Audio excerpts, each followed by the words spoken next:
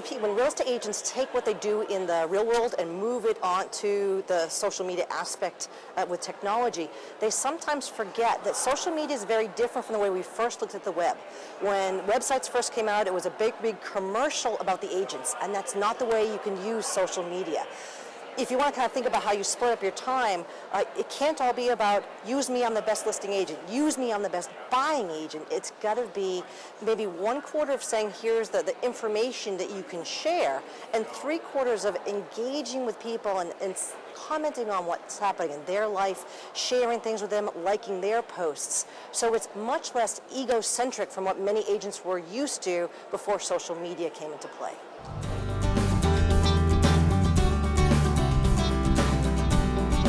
The biggest thing is really take a look at what you've posted for, say, the last month on Facebook or on Twitter, and really go through and see. In today's sessions, I show an example that's unfortunately a really bad example of a real estate agent in Upper New York, where I looked at like 7 posts he'd done on Twitter, and every tweet he did was, use me, I'm great, use me, I'm wonderful, oh, use me, I can do this as well.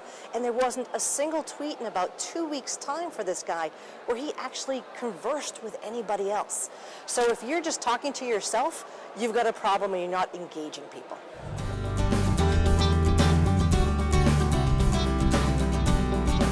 I want to actually take that off topic for just a slight second. It's not just what realtors can do to make sure they have good etiquette, because that's in some ways common sense. It's engaging people. Again, don't let it all be a massive commercial about themselves.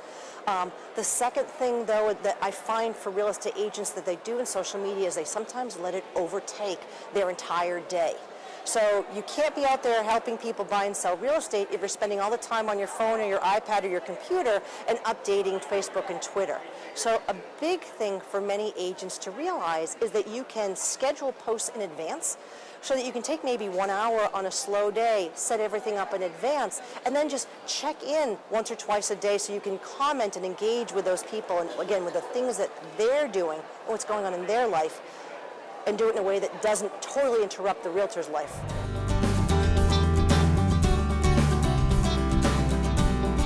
Good content really is, take even just a little bit of time and think every time a client asks you a question, jot it down someplace.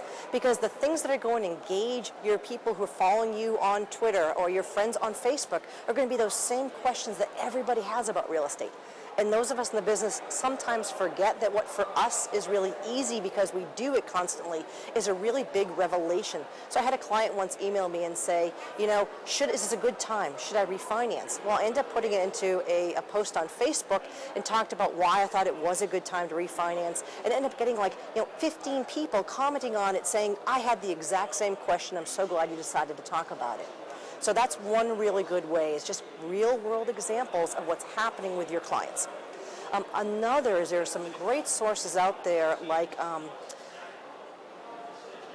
brain cramp, sorry. Okay, so one of the real good sources out there is like House Logic. So Realtor.com has House Logic, which has posts that are really meant for us to take and use in our social media. A lot of the other real estate news sources like Realty Times or Inman.com has lots of really good content that you can take, and instead of maybe the time-consuming process running your own blog can be, you just copy that link, put it into Facebook or Twitter, and add some sort of comment so you help make that your own as well.